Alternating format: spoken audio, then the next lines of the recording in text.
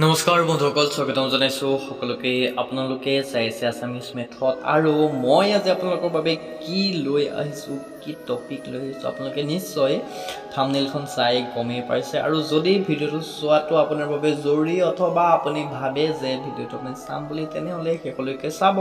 আৰু যদি ভিডিঅ'টো চোৱাটো জৰুৰী নহয়, তেনেহ'লে ভিডিঅ'টো চাই আপোনাৰ বহুমূলীয়া সময় অপচয় নকৰিব। তেনেহ'লে বলক দেৰি নকৰি আৰম্ভ কৰোঁ আজিৰ ভিডিঅ'টো। বন্ধুসকল, আজিৰ দিনত সঁচা ভাল পোৱাটো যেন সপোন হৈ গৈছে। কেনেকৈ গম পাব আপোনাৰ জীৱনসংগী আপোনাক সঁচা ভাল পায় নে নাপায়? তিনিটা প্ৰশ্ন কৰি হয়তো আপুনি জানিব পাৰে যে আপোনাৰ জীৱনসংগী আপোনাক ভাল পায় নে অভিনয় কৰে।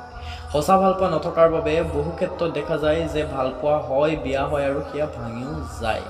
কিন্তু আপোনাৰ জীৱনসংগী আপোনাক সঁচা ভাল পায় নে অভিনয় কৰিবৰ বাবে তিনিটা প্ৰশ্ন কৰি চাব পাৰে, আৰু সেয়া সম্পূৰ্ণ আপোনাৰ নিজৰ লগত কথা।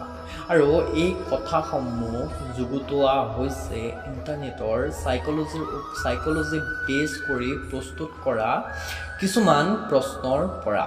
আপোনাৰ জীৱনসংগী যিমানেই চতুৰ নহওক কিয়, এই প্ৰশ্নবোৰত কোনো চালাকি কৰিব নোৱাৰে।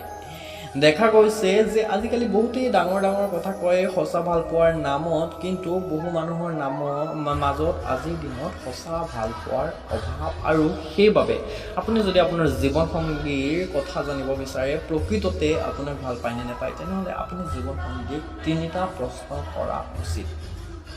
প্ৰথম প্ৰশ্নটো হ'ল, তুমি মোক কিয় ভাল পোৱা? যেতিয়া আপুনি আপোনাৰ সংগীক এই প্ৰশ্নটো কৰিব, তেতিয়া তাৰ উত্তৰ কেনেকুৱা বাৰু হ'ব? তেওঁ আপোনাক কিমান ভাল পায়? এই প্ৰশ্নৰ সঠিক উত্তৰটো হ'ল, মই নাজানো তোমাক কিয় ভাল পাওঁ। কিন্তু বহুতে এনেকুৱা উত্তৰ দিব পাৰে যে তুমি বহুত সুন্দৰী, তুমি বহুত স্মাৰ্ট, তোমাৰ মনটো ভাল, বা তুমি বহুত ভাল, সেইবাবে মই তোমাক ভাল পাওঁ। কিন্তু ভাল পোৱা কাৰণ যদি এইবোৰ হয়, তেনেহ'লে আপুনি গভীৰভাৱে বুজাৰ চেষ্টা কৰক যে যেতিয়া আপোনাৰ সুন্দৰতা কমি যাব, বা এইবোৰ গুণ আপোনাৰ যেতিয়া শেষ হৈ যাব, তেতিয়া কি আপোনাৰ প্ৰতি থকা ভাল পোৱা কমি যাব? ভাল পোৱা চিৰস্থায়ী। গুণ, ৰূপ, সুন্দৰ দেখি ভাল পোৱা নহয়। আৰু সেইবাবে আপোনাৰ জীৱনসংগীক এইটো প্ৰশ্ন কৰাৰ প্ৰয়োজন আছে যে আপোনাক ভাল কিয় পায়। আৰু যদি কিয় ভাল পায় নাজানে, তেনেহ'লে ঠিকে আছে। আৰু যদি আপুনি ধুনীয়া কাৰণে ভাল পায়, আপুনি স্মাৰ্ট কাৰণে ভাল পায়, অথবা আপোনাৰ টকা পইচাৰ কাৰণে ভাল পায়, তেতিয়াহ'লে কিন্তু আপোনাৰ বিপদ আছে। গতিকে আপুনি কাৰোবাক ভাল পোৱাৰ আগত এই প্ৰশ্নটো এবাৰ কৰি চাব। দ্বিতীয় প্ৰশ্নটো হ'ল, তোমাৰ বিয়া যদি অইন কাৰোবাৰ লগত দিব বিচাৰে, তেনেহ'লে তুমি কি কৰিবা? হয়, দ্বিতীয় প্ৰশ্নটো আপুনি এইটো কৰক। ইয়াৰ প্ৰথমতে সঠিক উত্তৰটো জানিব। ইয়াৰ সঠিক উত্তৰটো হ'ল, কাৰোবাৰ ইমান সাহস নাই যে মোক বেলেগ কাৰোবাৰ লগত বিয়া দিব পাৰিব। ঘৰৰ মানুহে যদি বিচাৰে, সেই ছোৱালী বা ল'ৰাক অইন কাৰোবাৰ লগত বিয়া দিব পাৰে বা বিয়া কৰাব পাৰে। কিন্তু যদি আপোনাৰ জীৱনসংগীয়ে উত্তৰটো দিয়ে, তেতিয়াহ'লে আপুনি বুজি পাব যে তেওঁ আপোনাক সঁচাকৈয়ে ভাল পায়। আৰু আপোনাৰ জীৱনসংগীক আপুনি কৰিবলগীয়া আটাইতকৈ গুৰুত্বপূৰ্ণ আৰু 3 নম্বৰ প্ৰশ্নটো হ'ল যে তোমাৰ হাতত যদি জীৱনৰ শেষ 24 ঘণ্টা থাকে, তুমি মোৰ লগত কি কৰিব বিচাৰিবা?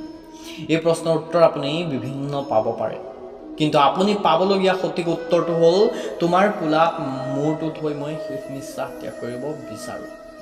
কোনোবাই আপোনাক ক'ব পাৰে মই তোমাক মৰম কৰিম, কোনোবাই তোমাক ক'ব পাৰে মই তোমাক এবাৰ সাৱটি ধৰি কান্দিম। কিন্তু যদি আপোনাৰ জীৱনসংগী আপোনাক সঁচা ভাল পায়, আপোনাৰ উত্তৰটো এনেকৈ দিব যে তোমাৰ কোলাত মূৰ ৰাখি মই শেষ নিশ্বাস ত্যাগ কৰিবলৈ বিচাৰোঁ। নালাগে ত্যাগ নিশ্বাস কৰিব, শেষ নিশ্বাস ত্যাগ কৰিব নালাগে। আপুনি মৰিলে আপোনাৰ জীৱনসংগীও মৰি যাব লাগিব বুলি কথা নাই, কিন্তু মাত্ৰ যিহেতু আপুনি প্ৰশ্ন সুধিব, গতিকে সেই প্ৰশ্নৰ উত্তৰ এনেকুৱাই হ'ব লাগিব। আৰু এই প্ৰশ্নসমূহৰ চাইক'লজিৰ ওপৰত বেছ কৰি যিহেতু প্ৰস্তুত কৰা হৈছে, গতিকে আপুনিও গম পাব পাৰে যে আপোনাৰ জীৱনসংগীয়ে আচলতে আপোনাক সঁচাকৈ ভাল পায় নে এনেই আপোনাৰ লগত নাটক কৰি আছে, বা আপোনাৰ সৌন্দৰ্য, আপোনাৰ টকা পইচা বা আপোনাৰ অন্য যিকোনো ধৰণৰ বস্তু দেখি আপোনাক ভাল পাবলৈ আহিছে। আৰু যদি আপোনাৰ সৌন্দৰ্য, টকা পইচাৰ প্ৰেমত পৰে, মনত ৰাখিব সেই প্ৰেমে আপোনাৰ জীৱনলৈ ধ্বংস মাতি আনিব পাৰে। নমস্কাৰ বন্ধুসকল, ধন্যবাদ জনাইছোঁ সকলোকে চাই থকাৰ বাবে আছামিজ মেথড। বন্ধুসকল, যদি আমাৰ ভিডিঅ'সমূহ আপোনালোকৰ ভাল লাগে, তেনেহ'লে চেনেলটো ছাবস্ক্ৰাইব কৰাৰ লগতে ভিডিঅ'সমূহ ভৰপূৰ লাইক আৰু শ্বেয়াৰ কৰিবলৈ নাপাহৰিব।